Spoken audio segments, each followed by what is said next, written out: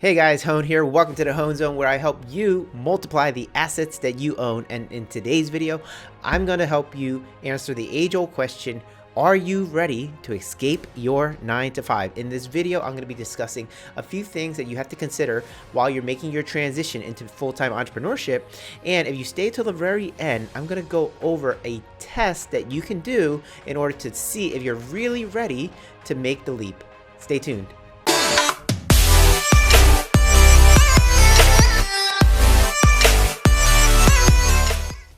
But before we get into any of that, if you like this kind of material, please subscribe to the channel and don't forget to hit the bell icon, because I'm going to be releasing a video every Monday and Wednesday to help you multiply the assets that you own so that you can increase the income that you have. So people ask me all of the time, Hoan, how did you escape your 9 to 5? How did you create your own business? How are you being an entrepreneur today? And I like to tell the story that way back when I had to make the decision whether or not to leave my job or not, I was blessed because my boss at the time, he escorted me out of the door and said, never come back. And so for me, it was really, really easy. I didn't have a choice in the matter. And that's just how it was, right? So I got blessed with this opportunity where I had all the free time in the world. But I do remember in that moment when I was told that I no longer worked here, where my head was spinning because I was so worried about how am I going to pay my bills? How am I going to eat? Am I going to be homeless? All of these crazy things. And I had just bought a house not too long ago. So I had all of these responsibilities and yet now no income. So I was kind of scared. Fortunately for me, I was also paranoid that I would one day maybe get let go from my job, whether it was a layoff, whether it was fired, whatever it was. I was always paranoid that this occurrence could happen. And so to prepare myself, I studied how to become a real estate investor prior to being let go. And I studied so much that I actually became a real estate investor, and I bought my first 6-unit apartment building while working full time. So when you factor in that I had a 6-unit apartment building, and when I got let go, I got unemployment, the income together allowed me to pretty much replace my income, my full-time income, for a whole year without actually having to work. That leads me to one of my favorite quotes, which is, stay ready so you don't gotta get ready. I already knew how to invest in real estate before I got let go. And so when I got let go, I wasn't scrambling to try to figure it out. I already knew what to do beforehand. Now, some of the strategies might have changed. If I had a lender that required me to have a W-2, well, now I can't use that lender. Or I would have to figure out how to use that lender, maybe by partnering up with somebody who had a W-2. So I didn't allow things like that to really bother me, because I always knew that as an entrepreneur, your job is to figure things out, which leads me to my very first point: health insurance. Everybody who asks me about leaving their job, escaping their 9 to 5, it always comes up, Hoan, what do I do about health insurance? And here's my thoughts about that. Figure it out. That is the simplest thing to figure out. Health insurance is something you can buy. There are so many people who have a job who get stuck at that very point, that like health insurance is this thing that is so hard to obtain. Yes, it's going to cost some money. So make the money that you need in order to buy it. As entrepreneurs, our job is to figure things out.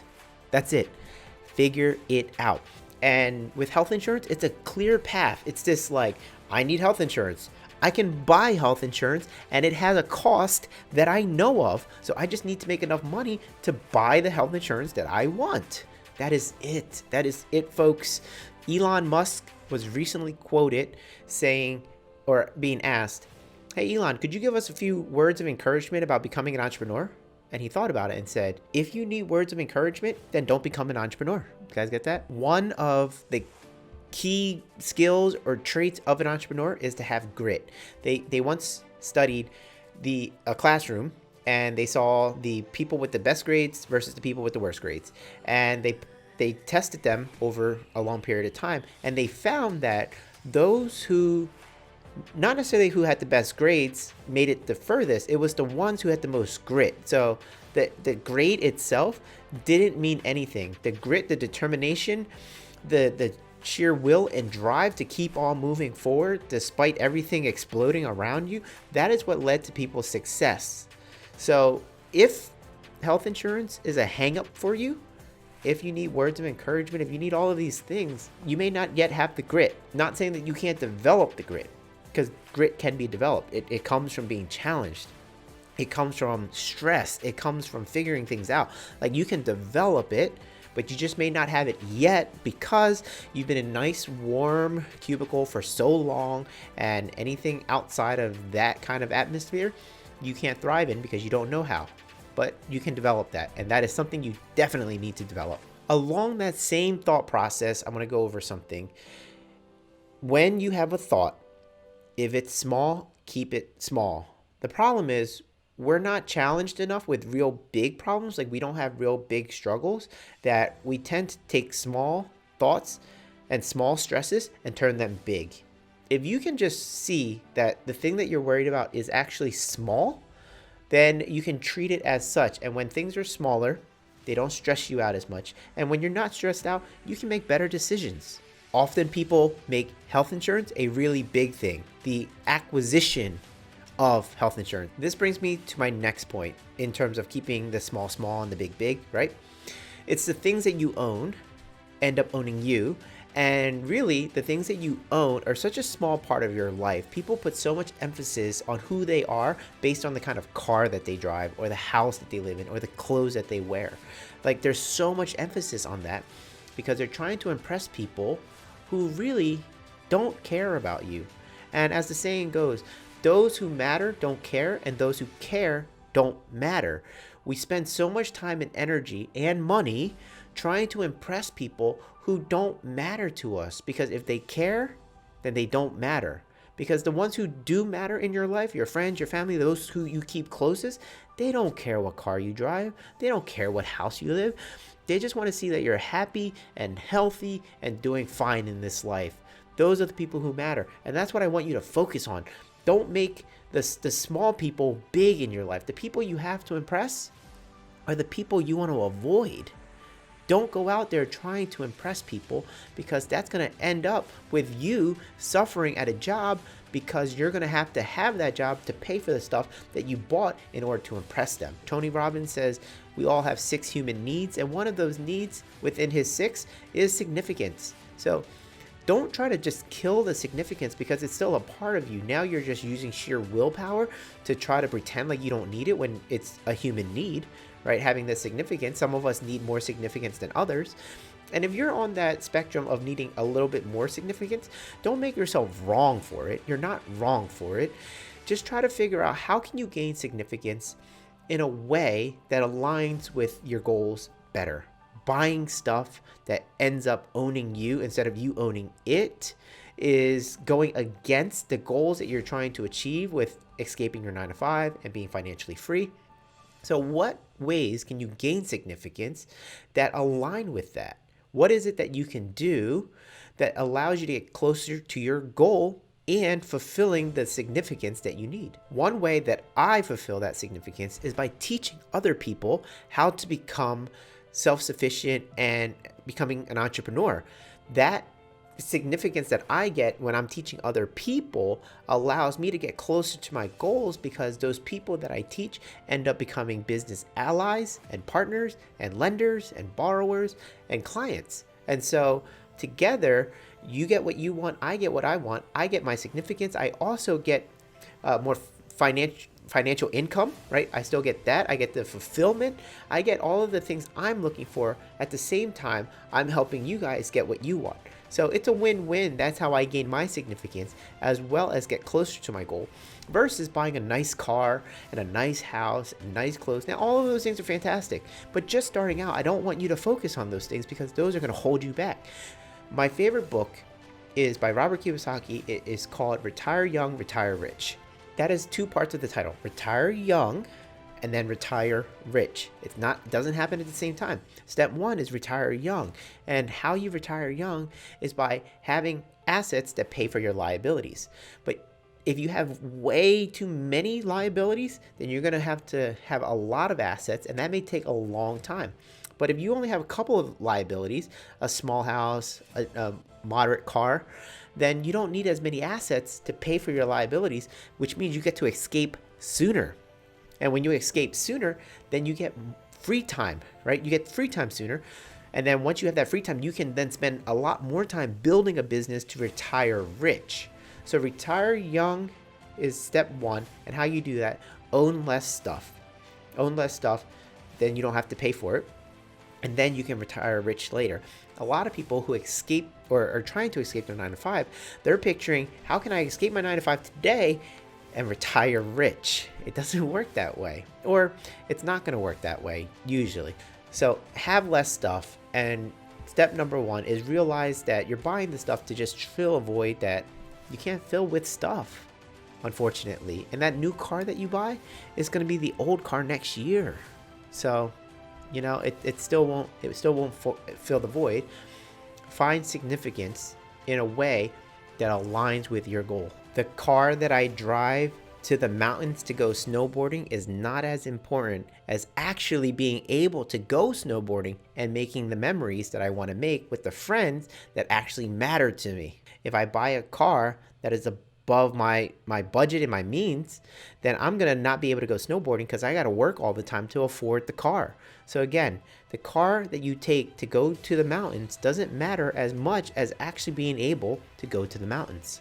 If you made it this far into the video, I applaud you. So I'm going to be talking about how to test whether you are actually ready to be an entrepreneur or not. So there's a couple of ways you can do this. Number one way you can do this is to see what you do in your spare time. As an entrepreneur, the beauty is you get to do anything you want, including nothing. And too often, when you have all the free time in the world, you end up doing nothing. And so let's see what you do with the free time you have. After you get off of work, are you watching a lot of TV?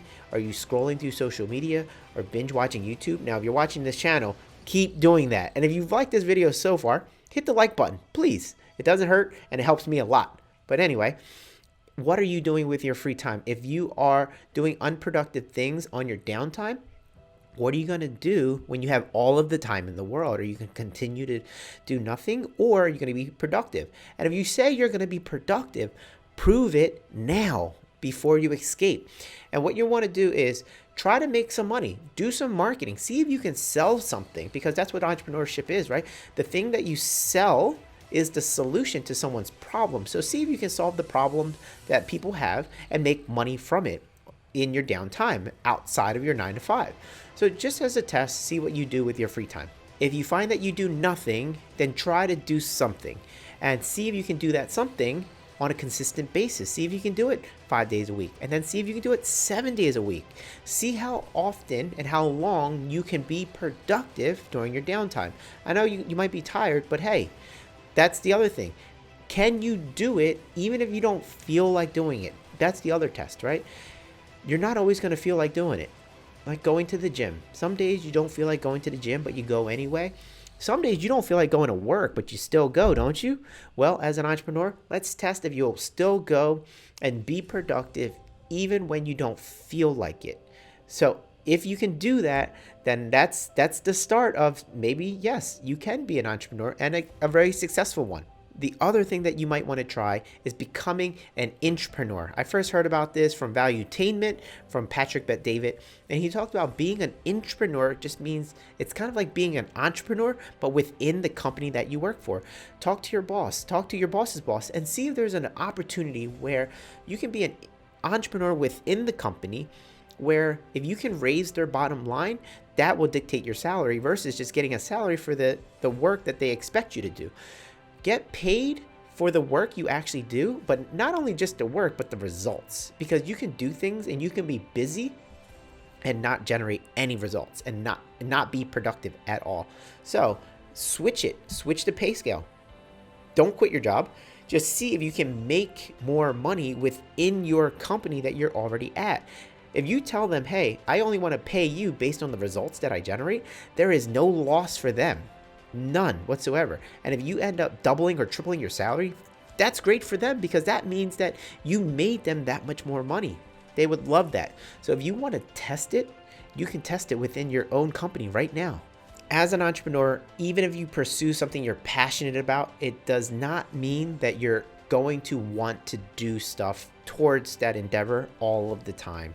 So take this time to see how much effort you put towards the thing that you think is going to allow you to escape your 9-to-5 before you actually escape your 9-to-5. Now, if you've actually escaped your 9-to-5 already, put in the comments how you got there. What do you do today? Love to hear about your business.